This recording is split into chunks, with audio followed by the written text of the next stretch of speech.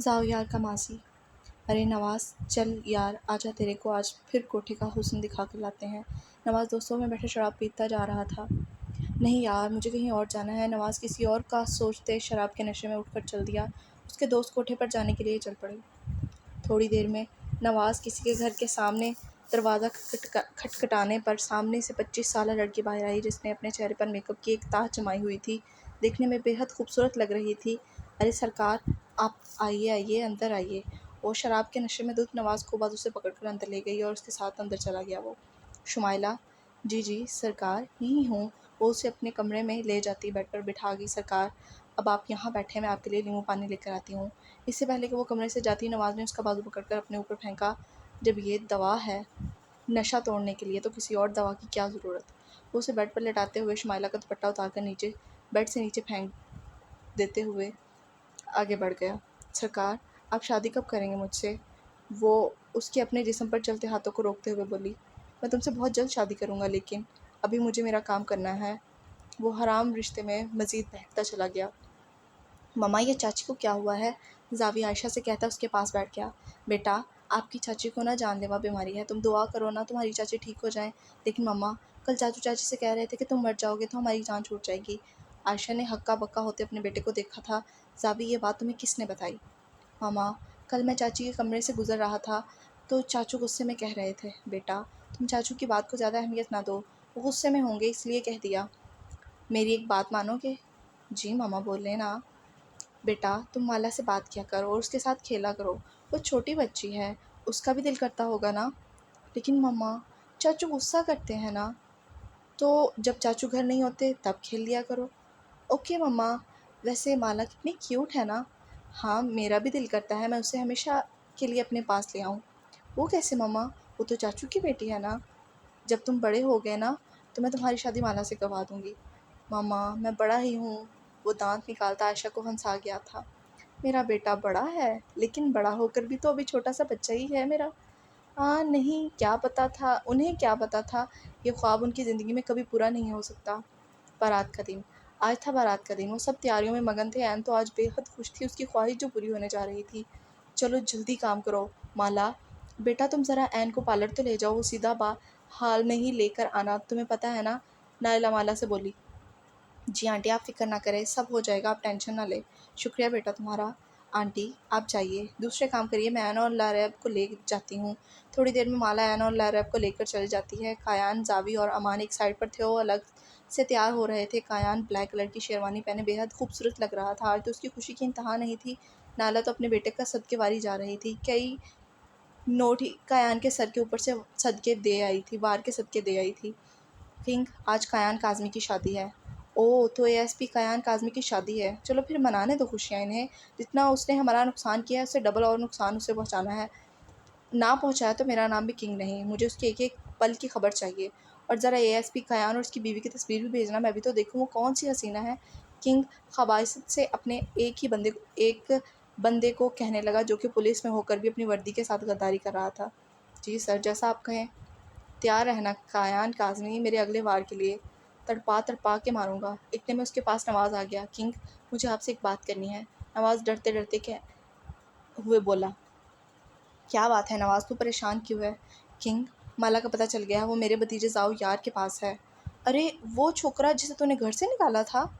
हाँ किंग, मैं पछता रहा हूँ मैंने उसे उसी टाइम क्यों नहीं मारा। लेकिन वो मेरे से बदला लेने के लिए मेरी बेटी को कैद करके रख रहा है। तो पता कराओ कहाँ रहता है वो। मेरे आदमी उसे मार कर तेरी बेटी को ले आएंगे। किंग, मैं उसका पता नहीं लगवा पा रहा, यही तो मसला है। अदील, जो इधर अपने बाप के पास ही आ रहा था, माला के बारे में सुनकर गुस्से से लब नीच गया। खुद अब अपनी माला को अपने पास लेकर आऊँगा। वो अपने ही सोचता वापस चला गया। Red carpet. चले चलिए आइए आए हम सब चलते हैं रेड कारपेट पर, जहाँ यहाँ से हमारे मेहमान और नावल के किरदार की एंट्री होगी। सबसे पहले आते हैं हमारे बीस्ट के इश्क के किरदार। बाल हाल के सामने एक गाड़ी आकर रुकी, जिसमें सबसे पहले मीर सुल्तान निकला, जिसने ब्लैक कलर का 3 पीस सूट पहना था। उसने हाथ बढ़ाकर अपनी प्रिंसेस को बाहर आने में मदद की थी, जिसने रेड कलर की साड़ी पहनी हुई थी। साथ में उनके 2 बच्चे भी थे। अरशमान शाह तो बिल्कुल अपने बाप जैसा था। मीरब भी उनके साथ ही जिसने रेड कलर का फ्रॉक पहना हुआ था। मीर ने अनमोल के कमर के गिर्द हाथ डालकर अपने करीब किया और रेड कारपेट पर चलने लगा। मीर सुल्तान हाथ हिलाते अपने फैंस को थैंक यू कह रहा था। फूलों की पत्तियां उन पर निछावर की गई थीं। अब बारी है हमारे दूसरे कपल जैन शाह और जोया की। जैन ने ब्लू कलर का 3 पीस सूट पहना हुआ था जिसमें वो बेहद जाज़ब नज़र आ रहा था। जोया भी उसका हाथ पकड़ती बाहर निकली। इसके साथ साथ उसका बेटा हदीज शाह था। उसने भी अरशमान शाह की तरह का का ड्रेस सूट पहना हुआ था। जैन भी जोया का हाथ पकड़कर सबके सामने घुमाया जिससे जोया की रेड कलर की मैक्सी गोल गोल घूम गई थी। जोया ने घूर कर जैन को देखा तो जैन ने मुस्कुराकर अपनी लिटिल फेरी के गाल पर लब रखी और फिर वो अपने बेटे को लेकर अंदर एंट्री की। अब आते हैं हमारे तीसरे कपल माह शाह और साहिल मिर्ज़ा की तरफ। साहिल ने माह शाह की फरमाइश पर ही ब्लैक 3 पीस सूट पहना था और माह ने ब्लैक कलर की साड़ी पहनी थी। साहिल ने हाथ बढ़ाकर माह को गाड़ी से निकाला। माह ने मुस्कुराकर साहिल का हाथ पकड़ा। उनके साथ ही उनका बेटा शायान मिर्ज़ा भी था जो कब से अंदर जाने को बेताब था ताकि वो मीरब शाह के पास जा सके। वहाँ कई लड़कियों की नज़रें साहिल पर उठी थी जिसे देखती महाशाह को बेहद गुस्सा आया था। वो साहिल का बाजू पकड़ते इन लड़कियों को आंखें दिखाती अंदर चली गई। साहिल उसके ऊपर इस अदा पर मुस्कुराया। वो आज तक इसके लिए ऐसे ही पॉजेसिव थी। अब बारी है हमारी अब बारी है हमारी एवल लेडी के किरदार की, जिसमें सबसे पहले बारी आती है हुरैन की। जिसने हुरैन को दुल्हन के रूप में देखा तो वो एक दफ़ा तो पथरा गया था। क्या कोई इतना हसीन भी लग सकता है? सामने खड़ा कायान अपनी ऐन को दुल्हन के रूप में सजा देखकर पत्थर का हो गया था। उसे लगा आज वो अपनी ऐन पर कुर्बान हो जाएगा। कायान अपने कदम बढ़ाता वो ऐन के पास गया था। वो उसके सामने घुटनों के बल बैठ गया था। ऐन, मेरी ऐन, अपने आन का हाथ थामकर मेरे साथ चलेगी। ऐन ने मुस्कुराते हुए हाँ में सर हिलाया और कायान का हाथ थाम लिया। अब कायान ऐन का हाथ थामकर धीरे धीरे से चलता अंदर चला गया। अब बारी है हमारे ज़ाओयार और कशमाला की। ज़ाओयार ने बेहद खूबसूरत ब्लैक 3 पीस सूट पहना हुआ था और उसके साथ चलती हुई हुस्न की मलका माला ने रेड कलर का फ्रॉक पहना हुआ था। एक दूसरे के हाथों में हाथ थाम कर वह जून को चीरता अंदर चला गया। अब आते हैं हमारे लास्ट पर लारैब और अमान। अमान ने भी ज़ाओयार की तरह ब्लैक कलर का 3 सूट पहना हुआ था और लारैब ने भी ब्लैक मैक्सी पहनी हुई थी जिसमें वो बेहद खूबसूरत लग रही थी। अमान ने भी लारैब का हाथ पकड़ा और हजूम के पास से गुजरता अंदर चला गया। अंदर जाकर सब एक दूसरे से मिले थे। एन बहुत बहुत मुबारक हो तुम्हें। अनमोल ने एन को मुबारकबाद दी। ज़ाओयार और माला ने भी एन को मुबारकबाद दी। थैंक यू सो मच अनमोल, जोया, माहा, तुम लोगों के आने पर। और ये मेरा भाई जैन। साहिल कहाँ है? हम यहाँ हैं जैन। साहिल मीर दरवाजे से अंदर दाखिल होते हुए कहने लगे, बहुत मुबारक हो ऐन और कायान, तुम्हें बहुत मुबारक हो। ओह अरे आ गई तुम, माँ अमान ने मुस्कुराते हुए कहा। माँ ने एक आबरू उचकाकर उसे देखा। क्यों, मैं नहीं आ सकती क्या? नहीं, मैं समझा तुम साहिल को अपने घर में कैद ही रखोगी कि कोई उसे देख ना ले। अमान ने उसे तंग करते हुए कहा। मेरा बस चलता तो ज़रूर कैद कर लेती, लेकिन मैं अपनी ऐन की शादी को मिस नहीं करना चाह रही थी। यहाँ की लड़कियों की तो मैं आंखें निकाल लूँगी जो मेरे साहिल को देख रही हैं। माहा ने दांत चबा कर कहा। वहाँ सबकी हंसी छूट गई। तुम इतनी पॉजेसिव क्यों हो मेरी जान? के लिए बेचारी ने कई लड़कियों को साहिल के लिए बेचारी कई लड़कियों को अंधा करने पर तुली हुई है। क्योंकि साहिल अब मेरा इश्क है। माह ने अपनी आंखों में मोहब्बत का समंदर बसाए साहिल को देखा। वो बातें कर रहे थे कि वहाँ सफ़ीर आ गया। अस्सलाम वालेकुम। सफ़ीर ने सबको एक साथ सलाम किया।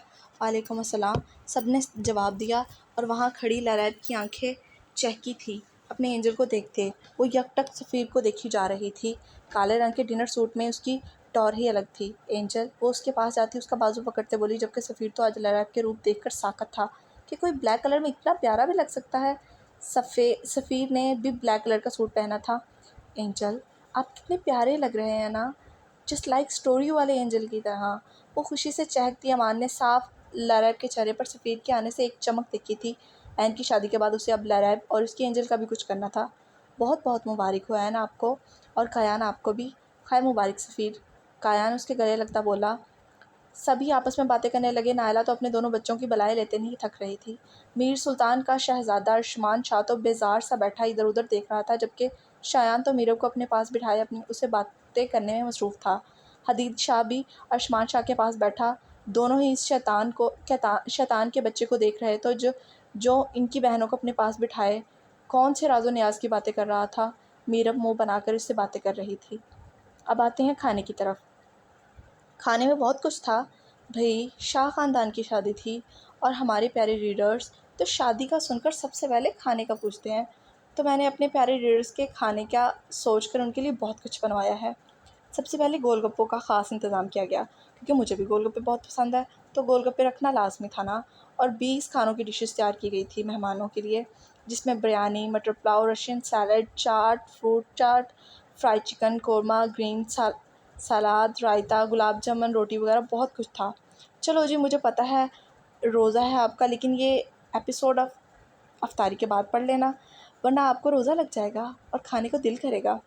सफ़ीर खाना खाकर फ्री हुआ जब एक इम्पॉर्टेंट कॉल आने पर वो शोर शराबे से दूर होता हुआ कॉल अटेंड करने के लिए कॉल सुनने लगा। लरैब जो जूस पीने में मसरूफ़ थी, साथ साथ सफ़ीर पर भी नज़रें जमाए हुए थी। अमान के बुलाने पर उसकी जानिब मुतवज्जा हुई, पर जब उसने नज़रें घुमाकर वापस सफ़ीर को देखना चाहा तो वो गायब था। सारा अपने ध्यान में दुपट्टा संभालते रेस्ट रूम से बाहर निकली थी जब दरवाजे के सामने काले रंग के डिनर सूट में मलबूस शख्स को देखकर वो हैरान हुई, फिर मुस्कुराती उसकी जानिब बढ़ गई। अरे सफ़ीर तुम? सारा हैरानगी से सफ़ीर से मुखातिब हुई। नस्वानी आवाज़ सुनकर सफ़ीर ने नज़रें घुमाकर देखा। सारा को देखकर वो भी हैरान हुआ था, फिर कॉल बंद करता सारा की जानिब मुतवज्जा हुआ। "सा यू आफ्टर लॉन्ग टाइम? कहाँ थी तुम इतना अरसा?" सफ़ीर मुस्कुराता गोया हुआ। MBA MBBS इन दोनों ने एक साथ ही किया था। हाँ, बस होम प्रैक्टिस के बाद शादी करके मैं तो लंदन फ्लाई कर गई थी। बस कुछ महीने पहले ही वापस आई हूँ। तुम बताओ, शादी हुई या अभी तक यूं ही फिर रहे हो? सारा ने मुस्कुराते इस्तफ़ार किया। अरे नहीं, अभी कहाँ, अभी तो कैरियर पर फोकस है। सफ़ीर मुस्कुरा कर गोया हुआ। बस करो शाह साहब, कहीं कैरियर के चक्कर में बाल भी ना सफ़ेद कर लेना। हाय दावे, मैंने सोचा नहीं था मिस्टर टॉपर से इस तरह भी मुलाकात होगी। मैं तो बस ऐन की तरफ आया हूँ। और तुम? सफ़ीर ने सारा से दावा किया। मैं कायान की फ़र्स्ट कज़न हूँ। चलो आओ अंदर चलते हैं, तुम्हारे लिए कोई ढूंढते हैं, तुम्हारे लिए भी कोई लड़की। बड़ा घूम लिया तुमने भी आज़ाद, ज़रा कैद हो जाओ अब। सारा शरारत से बोलती अंदर की जानिब कदम बढ़ा गई थी। सफ़ीर भी मुस्कुराता अंदर की जानिब बढ़ गया था। लरैब जो अपनी काली काली आंखें इधर उधर घुमाने लगी हुई थी, एंजल को ढूंढ रही थी। उसे किसी लड़की के साथ मुस्कुराता बात करते देख उसकी कांच सी काली आंखें खुल गई थीं। सफ़ीर अब उस लड़की की किसी बात पर बहुत हंस रहा था। क्यों, तुम्हें मैं आज़ाद अच्छा नहीं लग रहा? सफ़ीर मुस्कुराकर गोया हुआ। उसकी आंखें पल में लाल हुई थीं। वो वहीं जूस का गिलास उठा हाथ में पकड़े तेज़ी से सफ़ीर की जानिब कदम बढ़ाने लगी। सफ़ीर और सारा अपनी ही बातों में मगन थे कि अचानक से लैरैब उनके सामने आती दोनों को रुकने पर मजबूर कर गई। दोनों ने हैरानगी से लैरैब को देखा, जबकि सफ़ीर तो लैरैब को देख रहा था जिसका हसीन चेहरा गुस्से से सुर्ख हुआ था। "यू गंदी चुड़ैल, ही इज़ माई एंजल," लैरैब ने कहते जूस से भरा गिलास सारा के ऊपर अंडेल दिया। जहाँ उसकी इस हरकत पर सफ़ीर का मुँह खुले का खुला रह गया, वहीं सारा भी पल भर में साकत हो गई। हाउ डेयर यू, सारा गुस्से से चीखी। सारा अपने खूबसूरत ड्रेस को देख रही थी जो जूस के गिरने से ख़राब हो चुका था। सारा के चीखने पर अमान और बाकी सब भी इन सब की तरफ मुतवज्जा हुए। लैरैब ने सारा को धक्का दिया। ही इज़ माई एंजल, तुम गंदी हो, मेरे एंजल से क्यों बात कर रही हो तुम, दूर रहो इससे। लरैब ने गुस्से से सफ़ीर का हाथ पकड़ते हुए सारा से कहा। सफ़ीर तो कुछ बोलने के काबिल ही नहीं रहा था, और ये सब देखकर सब लोग के चेहरों पर दबी दबी हंसी थी। वो सभी इस सीन को एंजॉय कर रहे थे।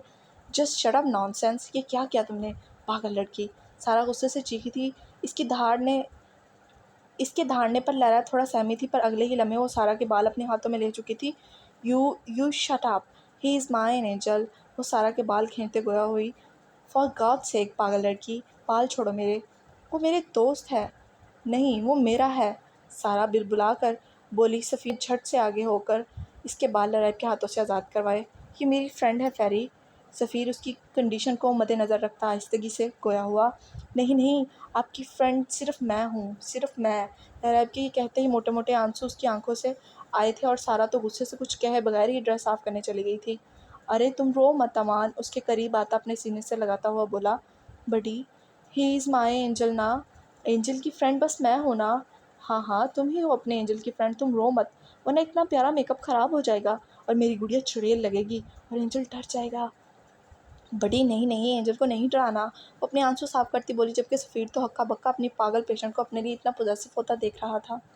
चलो अब आप ही बुला रही हैं तुम्हें। एंजल, अब आपकी किसी से बात मत करना, मैं आती हूँ अभी, वो ये कहते ही अमान के साथ चली गई। सफ़ीर के चेहरे पर मध्यम सी मुस्कुराहट आई।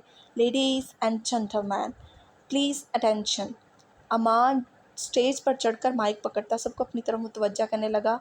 तो ये मेरी बहन हुरैन काज़मी की शादी है, जिसमें हम सब ने इसके लिए कुछ प्लान किया है, तो उम्मीद करते हैं आप सब काफ़ी इंजॉय करेंगे। सो ladies, so let's start guys. Hurain और कायान तो काफ़ी रिलैक्स होकर बैठे थे। सबसे पहले हमारा कपल मीर और अनमोल अनमोल अपनी रेड साड़ी का पल्लू लहराती हुई आई थी कि मीर अपना दिल थाम कर रह गया।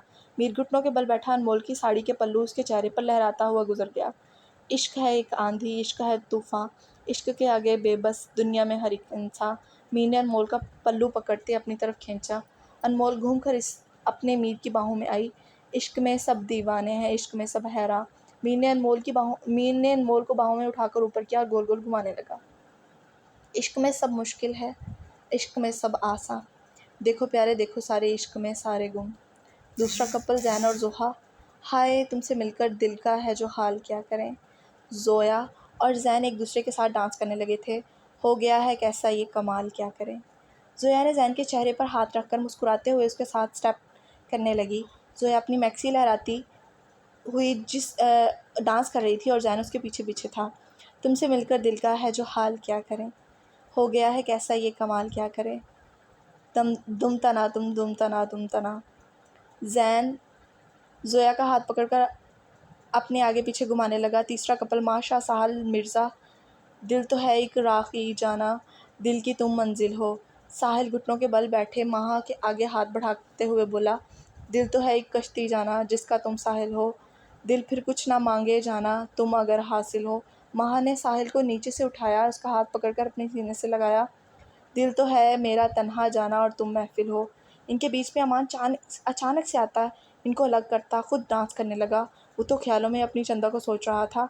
इश्क से ही सारी खुशियाँ, इश्क ही बर्बादी।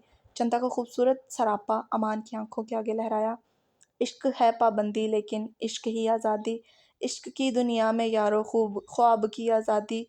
हो गया है वो जिसको मंजिल इश्क ने जतला दी। देखो प्यारे देखो यारो, सब है इश्क में गुम। जाओ यार और माला, दिल मेरा पागल है जाना, दिल को तुम बहला दो।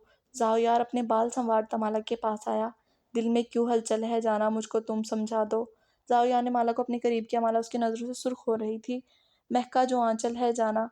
जाओ यार अपने हाथों से उसके फ्राक की डोरों से छेड़छाड़ कर रहा था। जुल्फ़ें जो बादल है जाना, मुझ पे तुम बरसा दो। जाओ यार माला के बाल साइड करता उसकी गर्दन सुड़ाने लगा। माला उसे धक्का मारते दूर हुई थी कि जाओ यार मुस्कुराने लगा। सफ़ीर और लरैबा वो दोनों स्टेज पर थे। सारे लोग एकदम ही खामोश हो गए थे, गायब हो गए थे। हाल में बस वही दोनों थे। तेज़ हवाओं के संग लरैब के काले बाल फिजा में लहरा रहे थे। जाना लेकर जाएगा तेरा ये दीवाना। लहराब अपने ब्लैक फ्रॉक लहराती अपने एंजल के पास आई थी और सफ़ीर ने दोनों हाथ उसकी नाजुक कमर पर रखते उसे अपने करीब तरीन किया था। इतना करीब कि दोनों की सांसें एक दूसरे को महसूस हो रही थी। वो दोनों ही एकटक एक दूसरे की आंखों में देख रहे थे। जाना तुम पे मर मिट जाए तेरा ये परवाना। सफ़ीर ने लैब को गोल गोल घुमाते उसे दूर किया। लैब गोल गोल घूमते उससे दूर हुई। वो लैब को घुमाते हुए उसके साथ स्टेप करते हुए डांस कर रहा था। उसका नाजुक हाथ सफ़ीर के हाथों में था। फिर एक बार फिर से घूमते सफ़ीर के करीब आई थी वो। जाना मेरे दिल में क्या है तूने ये ना जाना। लैब की पूँछ तब सफ़ीर के सीने से लगी हुई थी। सफ़ीर उसके बाजू के गिर्द हसार बांधे हल्के हल्के स्टेप्स ले रहा था। जाना तुझको याद आएगा मेरा ये अफसाना, हाय तुमसे मिलकर दिल का है जो हाल क्या करें। सफ़ीर लहराब को एक बाजू के सहारे झुकाया था। फिर खुद बे खुद होता उसके चेहरे पर हल्का सा झुका था। हो गया है कैसा ये कमाल क्या करे। एकदम से सफ़ीर होश में आया। उसने इधर उधर देखा, फिर सामने देखा जहाँ उसे अब डांस कर रहे थे सब। और वो एक नज़र लहराब को देखा जो सबके साथ डांस करते हुए खुश होकर तालियां मार रही थी। उफ़ ये मुझे क्या हो गया है, क्यों मैं इसके बारे में ऐसा सोच रहा हूँ। ये लड़की अपने साथ साथ मुझे भी पागल करके रख देगी। लेकिन नज़रें बार बार भटक कर उसी परी पैकर की तरफ उठ रही थी। सफ़ीर ने चुपके चुपके लहराब की कई पिक्स ले ली थी। सब डांस करते करते मदहोश हो गए थे। याहू! डांस खत्म होते ही स्पीकर बंद हुआ और लैब की चीख सबको सुनाई दी थी। हाल तालियों से गूंज उठा था। तो ये थी हमारी परफॉर्मेंस। उम्मीद करती हूँ आप सबको पसंद आई होगी। अमान फिर से माइक पकड़ते हुए बोलने लगा। अब बारी है हमारे दूल्हा और दुल्हन की। अमान कायान और हुरैन की तरफ इशारा करते बोला। हाल की लाइट्स बंद हुई और स्पॉटलाइट की फोकस पर हुरैन और कायान थे। दिल खो गया है हो गया है किसी का, अब रास्ता मिल गया है खुशी का। एन अपनी भारी लहंगा संभालते हल्के हल्के स्टेप लेती सबको हैरान कर रही थी। कायान मुस्कुराकर अपनी एन को देख रहा था। आंखों में ख्वाब सा है किसी का, अब रास्ता मिल गया खुशी का। एन कायान के गिर्द घूमती अपनी खुशी बता रही थी। रिश्ता नया है रब्बा, दिल छो रहा है, खींचे मुझे कोई डोर तेरी ओर। एन कायान की तरफ इशारा करते बोली, तेरी ओर तेरी ओर तेरी ओर हाय रब्बा, खिलती फिजाएं खिलती घटाएं, सरापे सरापा नया है आसमां, सर पे नया है आसमां, चारों शाएं हुस्न की बुलाएं। कायान भी एन के साथ स्टेप लेने लगा। ये सब हुए मेहरबान, हमें तो यही रहा कसम से पता है, दिल पे नहीं कोई ज़ोर, तेरी ओर। और अब दोनों ही हल्के हल्के स्टेप्स लेने लगे। दिल खो गया है किसी का, अब रास्ता मिल गया खुशी का, आंखों में है ख्वाब सा किसी का, अब रास्ता मिल गया खुशी का।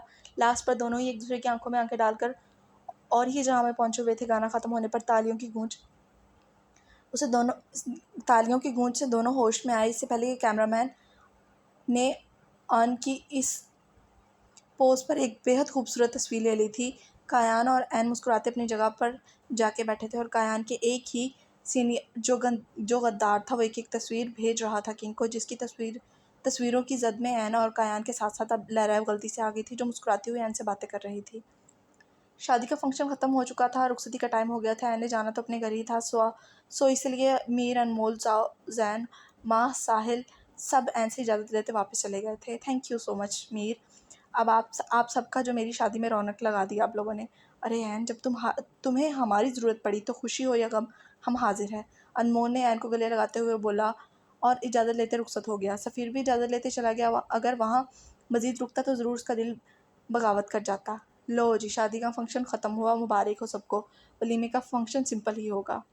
हुरैन को कायान के कमरे में बिठा दिया गया था। हर तरफ फूल ही फूल बिखरे हुए थे। बाहर चांद भी आज मुस्कुरा रहा था, सितारे आसमान पर चमक रहे थे। हुरैन बेड पर बैठी अपनी आन का इंतज़ार कर रही थी, तभी कमरे में कायान दाखिल हुआ।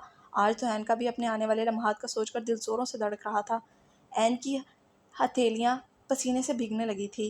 कायान भी मुस्कुराता एन के पास चला गया और अपनी शेरवानी उतार कर सोफे पर रख दी और बेड पर जाकर एन के पास बैठ गया। एन थोड़ा सा पीछे खिसकती कायान एन की ये वाली हरकत देखकर मुस्कुरा दिया। मेरी एन डर रही है आज अपनी आन से। नहीं नहीं, मैं क्यों डरूंगी, एन हिम्मत करते बोली। बहुत प्यारी लग रही हो, वो उसके इस चमकते चेहरे को देखकर बोला। बस प्यारी, एन ने अबरूज झुकाकर पूछा। नहीं, बाकी की तारीफ अमल से करूँगा ना, वो उसका रूप देखकर बहकते लहजे में बोला। एन तो शर्मा कर सर झुका गई। मुझे तो यकीन ही नहीं हो रहा आन, हमारी शादी हो गई है। उसकी आवाज़ में सारी ज़िंदगी की खुशी थी। मुझे भी यकीन नहीं हो रहा कि मेरा बच्चा, मेरी एन, मेरी दुल्हन, जिसे मैंने अपना बच्चा समझा था, वो मेरे बच्चों की माँ बनेगी। मैं अब आपका बच्चा नहीं हूँ, मुँह मुड़ाकर बोली। हाँ हाँ, पता है तुम अब बच्ची नहीं हो, वो उसे गहरी नज़रों से उसके सरापे को देखते हुए बोला। आन, मेरी मुँह दिखाई। वो अपनी आंखें छोटी किए अपना हाथ आगे बढ़ा करते बोली। हाँ, याद आया। कायान ने दराज से एक डिब्बी निकाली और उसमें एक लॉकेट निकाला जिसमें हार्ट शेप में के और एच लिखा हुआ था। आन, ये कितना प्यारा है, एन ने अपने हाथों में लेते हुए उसे बोला। कायान एन का दुपट्टा उतारने लगा। आन, ये क्या कर रहे हैं आप, वो ज़रा झिझकते बोली। अपने हाथों से लॉकेट पहनाऊंगा ना अपनी एन को। कायान ने उसका दुपट्टा उतार कर एक साइड पर रख दिया, जिससे एन की चमकती गर्दन कायान के सामने थी और एन तो अपने आन के इस अमल से लाल सुर्ख हो गई थी। अपनी गर्दन पर कायान के हाथों का लम्स महसूस करके एन तो आज कांपने लगी थी। कायान ने झुककर चेन पर अपने होंठ रखे थे कि एन के दिल की धड़कन तेज़ हुई थी।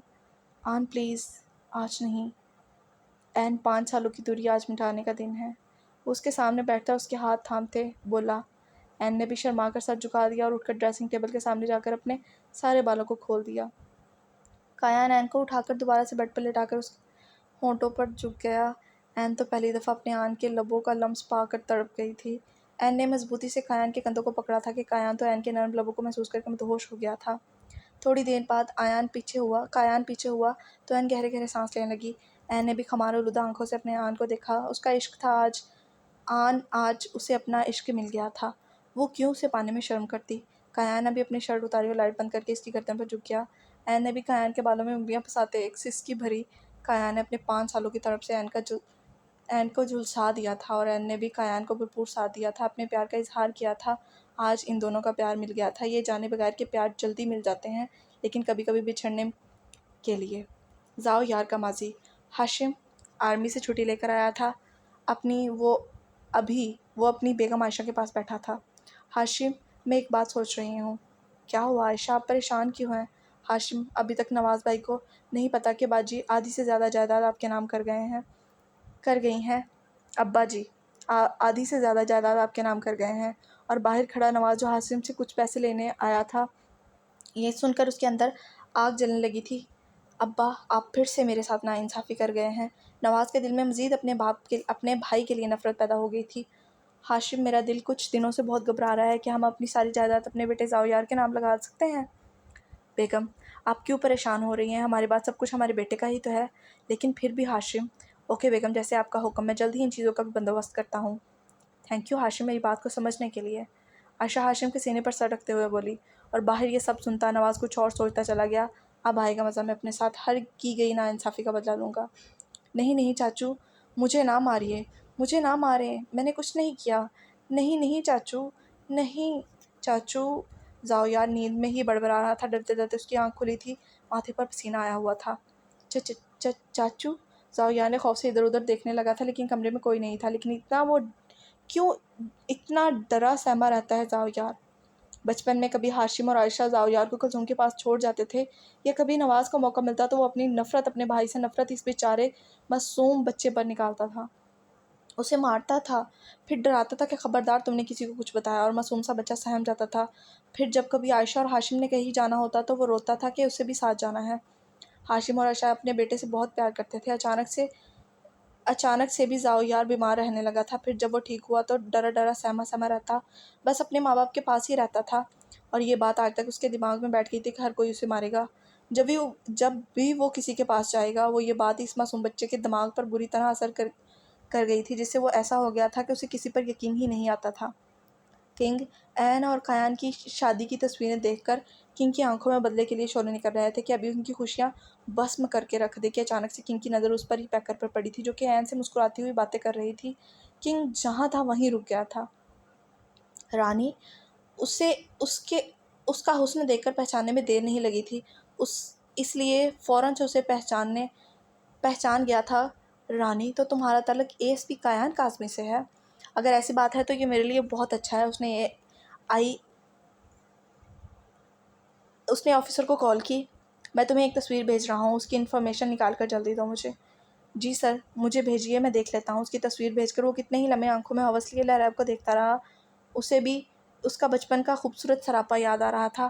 काश तुम इस वक्त मेरे हाथ लग जाती, अभी तुम मेरे पास होती, और तुम्हारा भाई तो मैं तुम्हारी आंखों के सामने ही मारूंगा, जिसने मुझे यह ज़ख्म दिया। किंग ने अपने बदसूरत ज़ख्म पर हाथ फेरते हुए कहने लगा।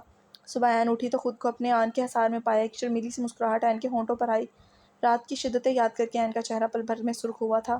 कैसे उसकी आन ने बताया था कि वो भी उससे बेपनाह चाहता है। अभी वो जो सोच रही थी कि एक और सोच उसके दिमाग में आई थी, और उसकी मुस्कुराहट सिमटी थी कि अगर आन को पता चल गया कि मैं इवल हूँ। इससे आगे वो कुछ सोचना भी नहीं चाहती थी, लेकिन एक डर उसके दिल में बैठ गया था। फिर वो ये सारी सोचे झटकते कायान की तरफ मुतवज्जह हुई थी और अपने आन को अपने पास महसूस करने लगी। उसके एक एक नक्श को छूकर देख रही थी। कायान जो कब से उठा हुआ था, ऐन की उंगलियां लबों पर आते ही कायान ने उसकी उंगली अपने दांतों में मीस ली। आह! जिससे ऐन के मुँह से सिसकी निकली। आन, क्या कर रहे हैं आप? अपनी सुर्ख होती उंगली को देखते हुए वो बोली। मेरी ऐन ने मुझे खुद छेड़ा है सुबह-सुबह। वो अपने बाजू उसकी कमर के गिर्द हसार बांधते, मज़ीद नज़दीक करते, एक दफ़ा बेखुद होते उस पर झुक गया, और ऐन भी बेखुद होती उसके साथ देने लगी। कायान के बालों में हाथ फेरने लगी। इससे पहले कायान और मज़ीद बहकता ऐन फ़ौरन से पीछे हुई। नहीं आन, प्लीज़, अभी नहीं, मैं थक गई हूँ और टाइम भी सुबह के 6 बज चुके हैं। मेरी जान, अभी तो मेरा दिल नहीं भरा। वो इसके ऊपर झुकता, उसकी आंखों में देखता बोला। इससे पहले कि वो मज़ीद कुछ बोलती, कायान ने दोबारा से उसकी बोलती बंद कर दी। फिर वो कायान की शिद्दतों के आगे हार कर अपने आप को अपनी मोहब्बत के सुपुर्द कर चुकी थी। कायान ने फिर से ऐन के होश ठिकाने लगा दिए थे। चंदा दिल ही दिल में अमान को बेहद याद कर रही थी। उसे अमान की आदत हो चुकी थी, लेकिन उसे अमान के लिए इसके साथ बेहिस बनना होगा। वो अपने लिए, अपनी ज़ात के लिए किसी की इज़्ज़त दाँव पर नहीं लगा सकती थी। उसने पक्का इरादा कर लिया था कि जब भी अमान आएगा वो उससे बात करेगी। ना ही उससे मिलेगी। जाओ यार का माजी। आज हाशिम और आयशा ने वकील को बुलाकर अपनी सारी जायदाद अपने बेटे के नाम कर दी थी। यही बात नवाज़ को आग लगा गई थी। उसके अंदर दौलत का लालच मज़ीद बढ़ता जा रहा था। उसने एक बहुत ही बड़ा प्लान सोच लिया था। उसे सही वक़्त आने का इंतज़ार कर रहा था। हाशिम, हमने अच्छा किया ना अपने बेटे का फ्यूचर का सोचकर। हाँ बेगम, बहुत अच्छा किया। आप क्यों परेशान होती हैं? हाशिम, हमारा बच्चा बहुत मासूम है। वो 18 का होकर भी बच्चों जैसी हरकतें करता है। वो लोगों में उठता बैठता ही नहीं है, या किसी से बात ही नहीं करता है, बस डरा डरा रहता है। अगर हमें कभी कुछ हो गया तो क्या वो दुनिया के सामने बोल पाएगा? बेगम, आप क्यों परेशान हो रही हैं? हमें कुछ भी नहीं होगा। हम हमेशा अपने बेटे के लिए उसके पास रहेंगे। लेकिन हाशिम, कुछ दिनों से मेरा दिल बहुत घबरा रहा है। हाशिम ने आयशा को अपने हसार में लेकर उसका सर सीने से लगाया। यह कुछ नहीं होता बेगम, आप परेशान ना हो। लेकिन आयशा के दिल में वहम आ गया था। जो वहम आते ही कभी कभी वो सच भी होते हैं। दिन गुजरते जा रहे थे। हाशिम और आयशा अपनी दुनिया में मगन थे। इधर कुलसूम की तबीयत दिन ब दिन ख़राब होती जा रही थी। आयशा कुलसूम का ख्याल भी अच्छे से रखती थी। बेगम, आज आपको पता है ना, हमने पार्टी पे जाना है। वहाँ जाना हमारा बहुत ज़रूरी है। लेकिन हाशिम, ज़ाओ यार को बुखार है। बेगम, हम कौन सा सारी ज़िंदगी के लिए जा रहे हैं? 2-3 घंटों के बाद हम माजरत करके वापस आ जाएंगे। हमारे ऑफिसर को बुरा लगेगा, इसलिए हमें जाना होगा। ठीक है हाशिम, लेकिन हम जल्दी वापस आ जाएंगे ना? जी जी बेगम, आपका हुक्म सर आंखों पर। आयशा और हाशिम तैयार हो चुके थे। जाओ यार बेटा, हम आपके पापा के साथ कहीं जा रहे हैं। हम 2 से 3 घंटे में वापस आ जाएंगे। आप अपना ख्याल रखोगे ना? जाओ यार को फिर से डर लगने लगा था। मामा, मुझे भी साथ ले जाए ना। जाओ यार बेटा, आपकी तबीयत ठीक नहीं है। वहाँ जाकर आपकी ज़्यादा तबीयत ख़राब हो जाएगी, तो फिर सारी कड़वी मेडिसिन खानी पड़ेंगी ना आपको। नहीं मामा, मैं ठीक हूँ। बाबा का प्यारा बेटा, देखो, आपको तो बहुत आप तो बहुत बहादुर हो ना। हम जल्दी आ जाएंगे ना? हाशिम ने जाओयार के माथे पर बोसा देते हुए कहा। ओके बाबा, लेकिन जल्दी आइएगा। आपको पता है ना, जाओयार को डर लगता है। जी मेरी जान, आप मेडिसिन खाकर सो जाना। जब आप उठोगे तो हम आपके पास होंगे। पक्का वादा? मेरी जान, पक्का वादा। फिर वो दोनों जाओयार को मेडिसिन देकर चले गए थे और जाओयार ने दूर तक अपने माँ बाप को देखा था। और फिर वो मेडिसिन के ज़ेरे असर सो चुका था। जब आँख खुली तो एक कहराम मचा हुआ था घर में। शोर की आवाज़ से उसकी आँख खुली थी। उसने इधर उधर देखा, लेकिन उसके माँ बाप उसके पास नहीं थे। वो भागता हुआ बाहर आया। बाहर हाल में कुछ लोग जमा थे। नवाज़ भी अपने आंसू बहाते लोगों के गले मिल रहा था। चाचू, ये कौन है? मामा पापा कहाँ हैं? उसने डरते डरते नवाज़ से कहा। नवाज़ ने उसके सामने जाओयार को सीने से लगाया। जाओयार बेटा, तुम्हारे मामा पापा हमेशा के लिए जा चुके हैं। कि, क्या मतलब चाचू? जाओयार नवाज़ के हाथ पीछे करता बोला, और एक नज़र चारपाइयों पर पड़ी जो हाल में पड़ी थी। उसकी सफ़ेद चादर देखकर वो दहल गया था। ये कौन है चाचू? वो आंखों में हैरानी लिए नवाज़ से पूछने लगा। ये तुम्हारे मामा कल पार्टी से आ रहे थे। उनका एक्सीडेंट हो गया था और उनकी डेथ हो गई है। नहीं नहीं, ये मामा पापा नहीं। वो जल्दी से आगे बढ़ा और चादर उठाकर देखा जहाँ हाशिम और आयशा अब भी नींद सो चुके थे। जाओयार के मुंह से एक चीख निकली थी। वो वहीं बेहोश हो गया था। जाओयार घर आते ही बिजी हो गया था। शादी की वजह से उनके कई काम पेंडिंग पर थे, जिसकी वजह से वो वहाँ बिजी हो गया था। अभी माला अपने लिए मैक्रोनी बनाकर बड़ी खुशी होकर वॉशरूम गई थी, लेकिन जब वापस आई तो उसकी चीख निकली, क्योंकि सामने ही अमान उसकी सारी मैक्रोनी खाली प्लेट को देख रहा था। जैसे सोच रहा हो इतनी जल्दी ख़त्म हो गई।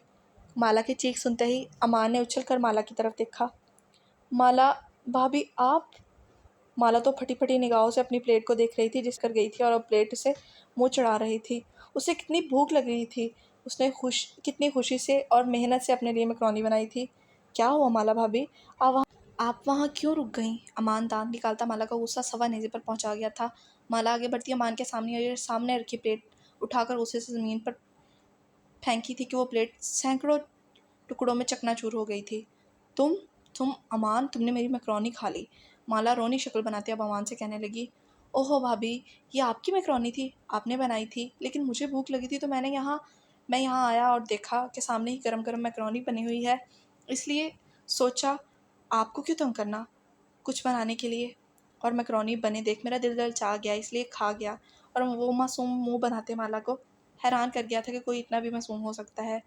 इतने तुम मासूम नहीं हो।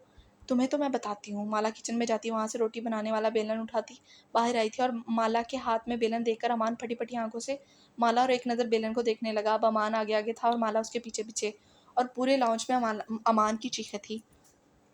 पूरे लाउंज में दोनों ने उधम मचाई हुई थी। सोफे के कुशन्स नीचे पड़े थे, लेकिन अमान माला के हाथ नहीं आया था।